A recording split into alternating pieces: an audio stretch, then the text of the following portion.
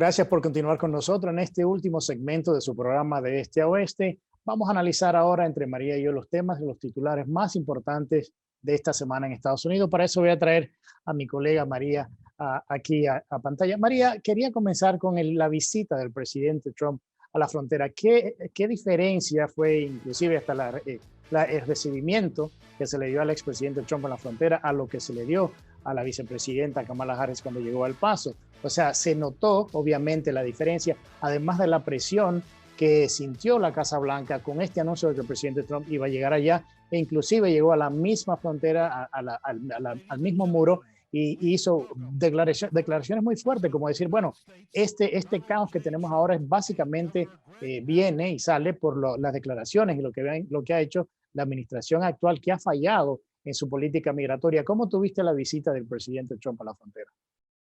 Bueno, en primer lugar, decir que el presidente Trump es una persona querida y bien recibida en esa zona fronteriza, no solo por, digamos, los republicanos, los colegas republicanos, senadores y representantes, por alcaldes también de ciudades muy importantes como en McAllen, Texas, sino por la patrulla fronteriza.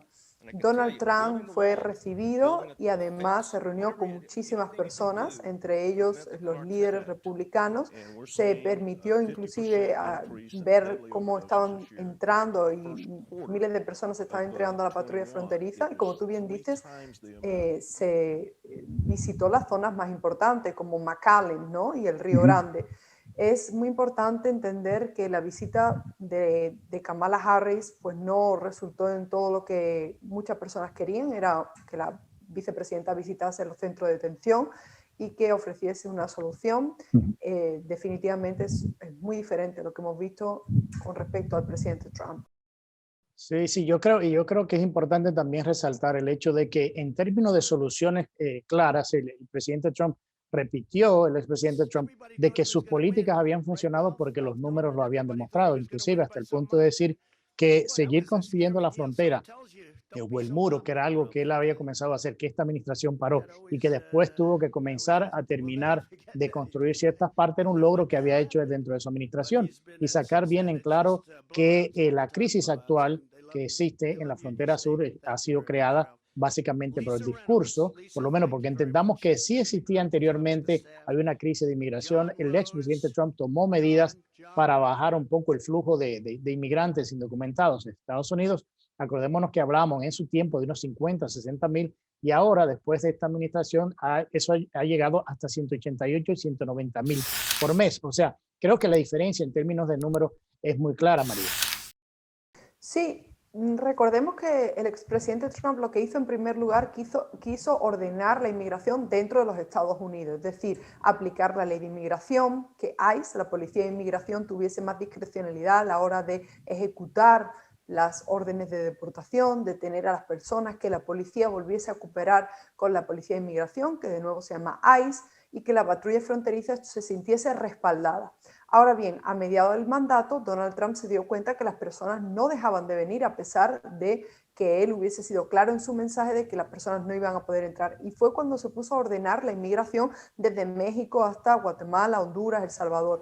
Y ahí es cuando vimos los primeros efectos, pero por desgracia, el último año y medio, el presidente Biden y la vicepresidenta Kamala Harris han dado mensajes contradictorios. Incluso el secretario de Seguridad Nacional Mayorga le dijo a los menores que podían venir, que iban a ser acogidos, y sin embargo la realidad que vemos también es que el trato humanitario no existe como tal, es decir, se sigue aplicando la inmigración. De hecho, Willy, unas noticias devastadoras que hemos escuchado en las últimas semanas fue que se está deportando a venezolanos que están solicitando el TPS, e inclusive venezolanos que están detenidos lo están deportando directamente a Venezuela, algo que no pasaba ni siquiera con la administración de Donald Trump.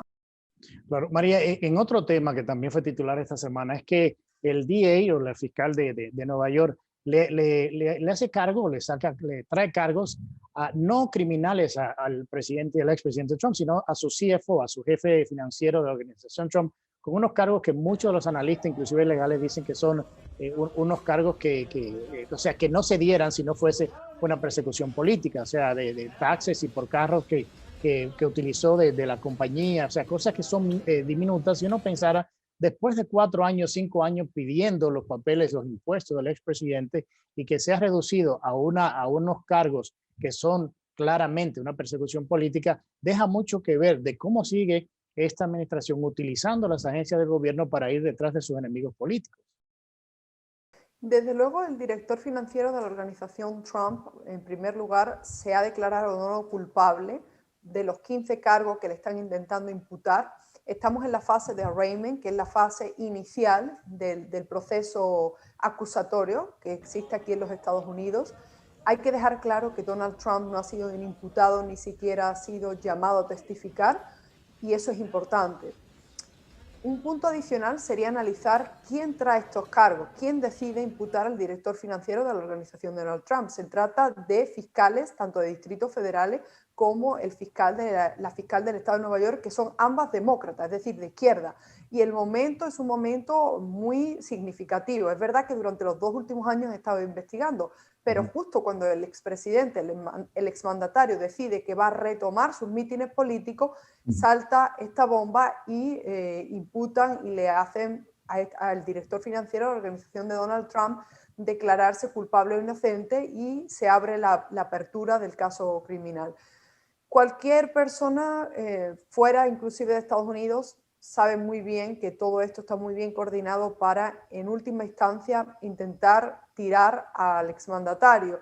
Lo que va a resultar no lo sabemos, porque lo que está claro es que la prensa debería respetar la presunción de inocencia e informar de forma justa sobre los cargos reales y las pruebas que se están entregando. Sí, porque estamos viendo mucho de eso, de cómo se sigue utilizando el Departamento de Justicia para temas políticos eso, un hecho interesante es la demanda que le pone el Departamento de Justicia al estado de Georgia por legislar, algo que está no solamente protegido por la Constitución, es el derecho del estado de legislar, y un Departamento de Justicia quiere poner una demanda, algo que ya el estado de Arizona, algo similar, le dijeron que eso no procedía. Entonces yo creo que estamos viendo cómo se sigue politizando las agencias del gobierno para ir detrás de los enemigos políticos. Y el último punto que te quería tocar en este segmento de análisis es dónde estamos con el tema de la pandemia, dónde estamos con el tema de ahora lo que es la parte delta de esta pandemia o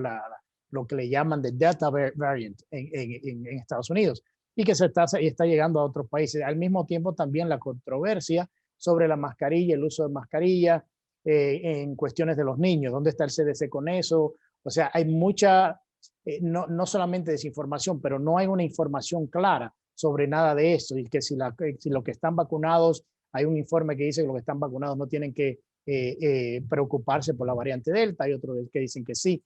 ¿Dónde estamos nosotros? O sea, ¿por qué hay tanta información mezclada? ¿Por qué eso no se le sigue siendo no tan claro al país en cuanto a dónde estamos y para dónde vamos con estas variantes y las políticas de mascarillas y no? Bueno, los últimos datos dicen que las personas deberían estar vacunadas, ¿no?, para evitar contagiarse y para evitar ser hospitalizadas por la variante Delta, pero hay una resistencia. Los ciudadanos de Estados Unidos apelan a la libertad individual, hay muchas personas que no quieren vacunarse. Recordemos incluso que en el tema de la vacunación de los menores ha salido a la luz y se ha tenido que reconocer que ha dado problemas de miocarditis y otros tipos de problemas de salud. Y en cuestión de los niños, aquí en el estado de Florida concretamente, hay muchísimos grupos de ciudadanos que piden que se les retiren las mascarillas a los niños. E inclusive se están formando colegios en los que se permite que los niños no vayan con mascarillas, se protege a los niños y no se les incita a que se vacunen. La verdad que es muy peligroso, y yo creo que de todo esto lo que tenemos que tener claro es que en unos meses vamos a ver demandas multimillonarias. Es decir, todo el avance que está haciendo esta administración para imponer la vacunación obligatoria, y todavía lo que no se sabe muy bien cómo va a funcionar un futuro pasaporte de vacuna, nos va a llevar a los tribunales de justicia, y ahí vamos a ver cómo esta administración desde el principio, como tú muy bien has dicho, decía una cosa, hacía otra, con los meses revocaba y daba marcha atrás, y eso ha creado, además de mucha incertidumbre, muchos errores por parte de la administración, que ha violado sus propias leyes federales. Y yo creo que es importante, antes de terminar, señalar de que la politización de esta pandemia ha tenido también mucho que ver con lo que estamos viendo, no solamente en Estados Unidos, también en el resto del mundo. Así que María, voy a darle las gracias a los invitados, les doy las gracias también a nuestra audiencia por estar con nosotros en otro programa más de Este a Oeste, así que te doy un segundito para que te despidas. Bueno, muchísimas gracias por conectarse. Espero que nos sigan en las páginas de Este a Oeste, en todas nuestras redes sociales, y los esperamos la próxima semana. Sí, como decía María, si no se ha suscrito todavía, por favor hágalo haciéndole un clic a la campanita que se encuentra debajo aquí en pantalla, y esperamos verlos prontamente en la próxima entrega de Este Oeste. Así que pasen un excelente día y muchas gracias por estar con nosotros.